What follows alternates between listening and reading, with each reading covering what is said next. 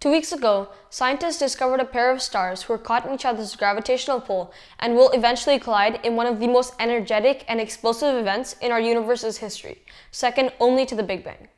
Hi, my name is Arjun, and today we're going to be talking about neutron stars. Using the Arecibo radio telescope located in Puerto Rico, Robert Ferdman and his team of physicists discovered this pair of neutron stars, who are part of something called a binary system. In 500 million years, these two stars, caught in each other's gravitational embrace, will collide, creating a kilonova. Interestingly, most of the heavy elements here on Earth, such as plutonium and of course uranium, were created in these kilonovas.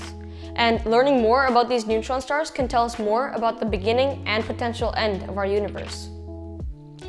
But before all of this, what exactly are neutron stars? You see, the only way that stars are able to exist is that the inward pressure of gravity is counterbalanced by the outward pressure of nuclear fusion.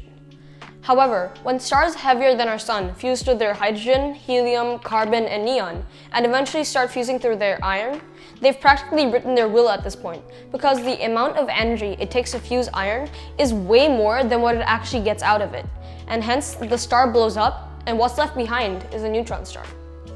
Neutron stars are the dead remains of stars, and on average are 75% more massive than our sun, and they're extremely interesting objects.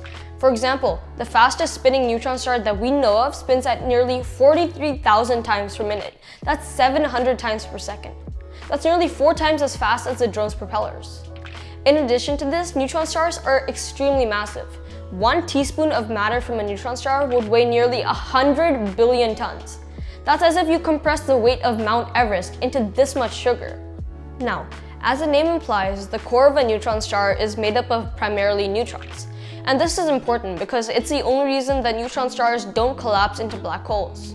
You see, neutrons don't like each other, and this is because of something called the Pauli exclusion principle. It's the same reason that like charges repel. In 1925, Wolfgang Pauli predicted that fermions, particles such as the electron, proton, and neutron, can't be in the same place at the same time. Makes sense, right? Well, you see, in a neutron star, when the neutrons are so compressed, this rule actually comes into effect, because the neutrons start creating an outward pressure called neutron degeneracy, which counterbalances the inward pressure of gravity. There are also 3 different types of neutron stars. These are pulsars, magnetars, and a mix of the two. Pulsars are basically cosmic lighthouses. They're extremely fast-spinning neutron stars that send up beams of electromagnetic radiation throughout the universe. Magnetars, on the other hand, are neutron stars that are extremely magnetized. They have a magnetic field that's nearly 1 trillion times stronger than that of the Earth's. And then the last group of neutron stars are a mix of the both. They have properties of both pulsars and magnetars. Now, what can we learn from these neutron stars? Going back to those scientists who discovered this pair of neutron stars, while it's not the first time we have discovered a pair, it is the most important. And that's because the heavier neutron star will siphon mass off the lighter neutron star, resulting in a brighter explosion that we can actually see with our light telescopes. But before that, there is something that we can measure, and these are gravitational waves. Gravitational waves are ripples in the fabric of our universe, space-time.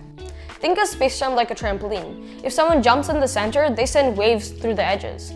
And the same applies for space-time.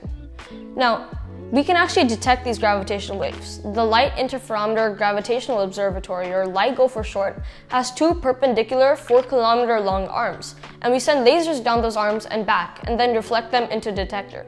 Now, the 2 laser beams almost always reach the detector at the same time. But when gravitational waves move through the Earth, they actually distort space slightly.